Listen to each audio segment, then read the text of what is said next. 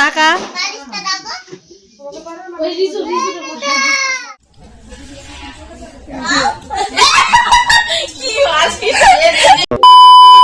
Hello everyone, welcome to my new blog. তো কেমন আছো তোমরা সবাই? আশা করি খুব ভালো আছো, আর আমিও খুব ভালো আছি।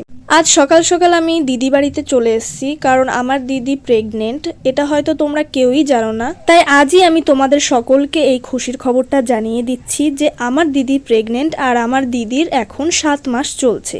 আর তোমরা তো সকলে জানোই যে 7 মাস হয়ে গেলে সবার পরিবারেই সাতভক্ষণের একটি অনুষ্ঠান করা হয়। তো অনেক বাড়িতে এমনও আছে যে 9 মাসে করে, কিন্তু আমার দিদির বেলাতে 7 মাসে করা হচ্ছিল। আর এইখানে আমার মা আর সেজমা দিদির জন্য আলাদাভাবে রান্না করছিল। দিদির সাধের যে অনুষ্ঠানে যে খাওয়া দাওয়াটা দিদির জন্য থাকে সেটাই করছিল। আর এইখানে ঘরের ভেতরে আমরা সকলে মিলে আড্ডা দিচ্ছিলাম। ছোট ছোট বাচ্চারা ছিল, আমার দিদির 2 ছেলে ছিল, আমার বউ ছিল যাকে তো তোমরা চেনোই। তো সবাই মিলে আড্ডা দিচ্ছিলাম। তো যাই হোক, চলো এবার নিয়ম কাজের পর্বে যাওয়া যাক। কারণ এই নিয়মেই আছে যে যতক্ষণ না নিয়ম সম্পূর্ণ করা হচ্ছে ততক্ষণ দিদি কিচ্ছু খেতে পারবে না। তো সারাটা দিন দিদি না খেয়েছিল, কিন্তু একেবারে সারাটা দিনও বলা চলে না, 12টার মধ্যেই এই নিয়ম কাজটা শুরু হয়ে গেছিল। তো এখানে ঠাকুর মশাইয়ের কাছ থেকে মন্ত্র পড়ে দুধ নিয়ে আসা হয়েছিল, সেটার মধ্যে কলা মিশিয়ে বৌদি মেখে দিয়েছিল। তারপরে আমার আরেক দিদি পাথরের পাত্রে জল পুরো ভর্তি করে দিয়ে দিদিকে দাঁড় করিয়ে দিয়েছিল। পাথরের পাত্রের ওই জলের মধ্যে 2 পায়ের বুড়ো আঙুল নিয়েই দাঁড়াতে হবে, দাঁড়িয়েই এটা খেতে হবে।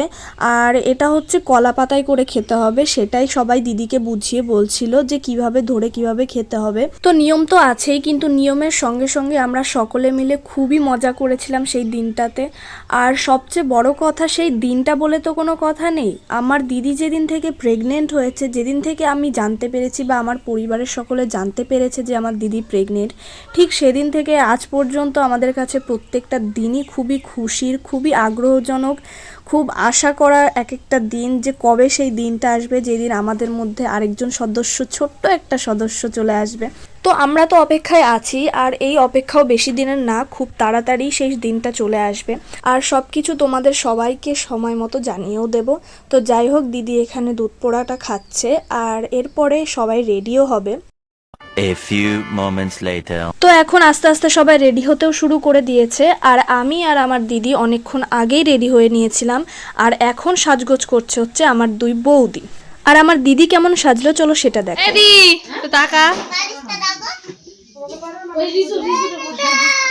তো দিদিও খুব সুন্দর করে সেজে নিয়েছে। আর এখানে আমরা দিদিকে বাইরে বের করে দিয়ে আমি আর আমার আরেকটা দিদি, মানে আমার দিদির ননদ হয়নি, আমরা দুজনে মিলে খাবার দাবার সব কিছু রেডি করে তারপর 2টো গামলার মধ্যে, একটা গামলার মধ্যে শিলনোড়া আর একটার মধ্যে প্রদীপ লুকিয়ে রেখেছিলাম।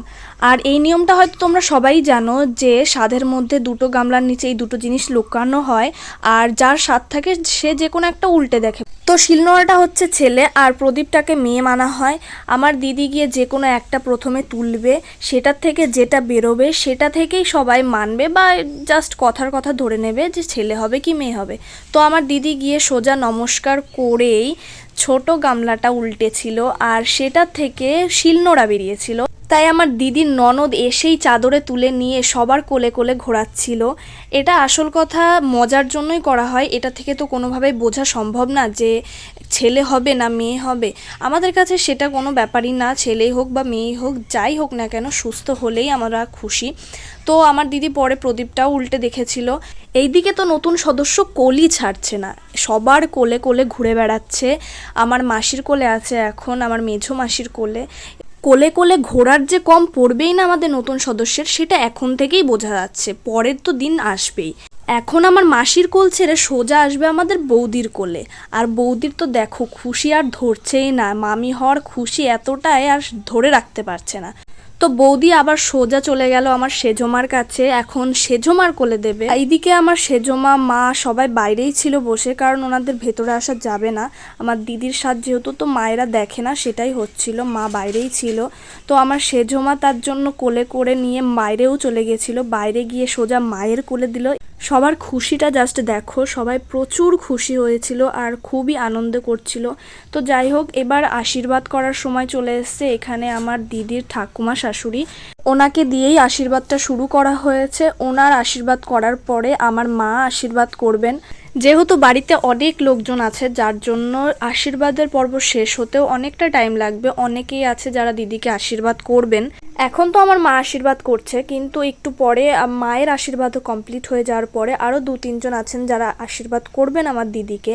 তো আশীর্বাদের পর্ব শেষ হয়ে গেলেই দিদি খাওয়া দাওয়া শুরু করতে পারবে। অনেকক্ষণ সময়ই কেটে গেছে, বেচারি আমার দিদিটা না খেয়েই রয়েছে। কিন্তু আশীর্বাদ চলাকালীনও আশীর্বাদ করার সময় যারা যারা করছে তারা দিদিকে কিছু না কিছু একটু মুখে দিচ্ছে। আমার মা এতক্ষণ ধরে বাইরে বসেই ছিলেন, বাইরে কাজ করছিলেন, সবার সঙ্গে গল্প করছিলেন, কিন্তু ভেতরে আসতে পারিনি। কারণ আমার দিদির কোনো নিয়মে কোনো কিছুতেই মার আসা বারণ ছিল। মার এইসব নিয়মের মধ্যে মা থাকতে পারবে না, যার কারণে মা আসতে পারেনি ভেতরে। এতক্ষণ পরে মা শুধু আশীর্বাদ করার জন্যই ভেতরে আসতে পেরেছে, আর আশীর্বাদ করা হয়ে গেলে মা আবার বাইরেই চলে যাবে। তো যাই হোক, আমার মায়ের আশীর্বাদ প্রায় শেষ হয়েই গেছে। আর মায়ের আশীর্বাদ করার পরে আমার দিদির শাশুড়ি অর্থাৎ মাইমা আশীর্বাদ করবেন। আমার দিদি সবকিছুতে আরো বেশিই তাড়া দিচ্ছিল, কারণ ওর খিদে তো পেয়েছিল, সেটা তো একটা কারণ আছেই। আর খাওয়া দাওয়া হয়ে গেলে ও ছবি তুলতে পারবে, সেটা হচ্ছে দ্বিতীয় কারণ ও এখনও অবধি সেরকম কোনো ছবিই তুলতে পারেনি ভালো মতন। তাই ও খাওয়া দাওয়া হয়ে গেলেই একটু ছাড় পাবে সব কিছুর থেকে, আর কিছু ছবি তুলতে পারবে। তো এবার আমার দিদির বড় মা আশীর্বাদ করছেন। বড় মায়ের আশীর্বাদ করা হয়ে গেলেই দিদি খাওয়া দাওয়া করতে বসবেন। তো এবার লাস্ট একটাই নিয়ম শুধু বাকি আছে, সেটা হচ্ছে আমার দিদি যখন খেতে বসবে তখন কিছু বাচ্চা নিয়ে সাথে খেতে বসতে হবে। সেই বাচ্চার মধ্যে ছেলে আর মেয়ে দুই পক্ষই থাকবে। তার জন্য দিদি সবাইকে নিয়ে খেতে বসেও পড়েছে, আর দিদি খাবার মাখিয়ে দিয়েছে, তো সবাই খাওয়া শুরুও করে দিয়েছে। এখানে থালা হয়ে গেছে ছোট আর লোকজন হয়ে গেছে বেশি, যার জন্য একটু সমস্যা হচ্ছে সবাইকে, কিন্তু কোনো ব্যাপারই না। সবাই একটু একটু করে খাওয়া নিয়ে কথা, সবাই একটু খেয়ে নিলেই হয়ে যাবে। খেতে খেতে দিদি পাশের বাচ্চাটিকে একটু জিজ্ঞাসা করে নিচ্ছিল যে ওর কোনো সমস্যা হচ্ছে নাকি, কারণ এমনিতেই ওর একটু শারীরিক সমস্যা আছেই, যার কারণে খেতে একটু প্রবলেম হতেই পারে। এদিকে আবার 2-1 জনের খাওয়া দাওয়াও কমপ্লিট হয়ে গেছে, যার কারণে সবাই উঠে যাচ্ছিল। আর একটুখানি বাদেই আমি আর আমার বৌদি ছবি তুলছিলাম, একটু ভিডিও শ্যুট করছিলাম। আর বৌদির মারাত্মক হাসির আওয়াজ তো তোমরা শুনেই নিয়েছো ভিডিওর ফার্স্টের দিকেই। আর বৌদি এরকম হাসি দিয়েছিল কারণ বৌদি ভেবেছিল আমি ফটো তুলছিলাম, কিন্তু না, আমি ভিডিও করছিলাম। সেটা যখন বলেছি তখন হেসে দিয়েছে। তো যাই হোক, সব খাওয়া দাওয়া কমপ্লিট করে আমি সোজা চলে গেলাম সবাইকে নিয়ে একটু রিলস, একটু ছবি তোলার দিকে। এখানে বৌদি আর দিদি রিলস করছিল, আর আমি সেই রিলসটা শ্যুট করে দিচ্ছিলাম। সব নিয়ম কাজ, খাওয়া দাওয়া সব কিছু কমপ্লিট করতে একটু লেট হয়ে গেছিলো, যার কারণে হালকা অন্ধকারও হয়ে গেছিল, যার কারণে বাড়ির বাইরে আর বেশিক্ষণ থাকা হলো না। সোজা চলে গেলাম বাড়ির ভেতরে। বাড়ির ভেতরে গিয়ে আমাদের খাওয়া দাওয়ার সময় হয়ে গেছিলো, আর অনেকটা ফাঁকা দেখছো, কারণ গ্রাম এলাকা তো প্রথমের দিকে কিছু খাওয়া দাওয়া হয়ে গেছে আর লাস্টের দিকে কিছু খাওয়া দাওয়া হবে। মিডল পোর্শনে আমরা পড়ে গেছিলাম, কারণ গ্রামে তো এরকমই চলে। আর কাদের কাদের এলাকার দিকে এরকমটা হয় সেটা আমাকে কমেন্ট করে জানাতে পারো তোমরা।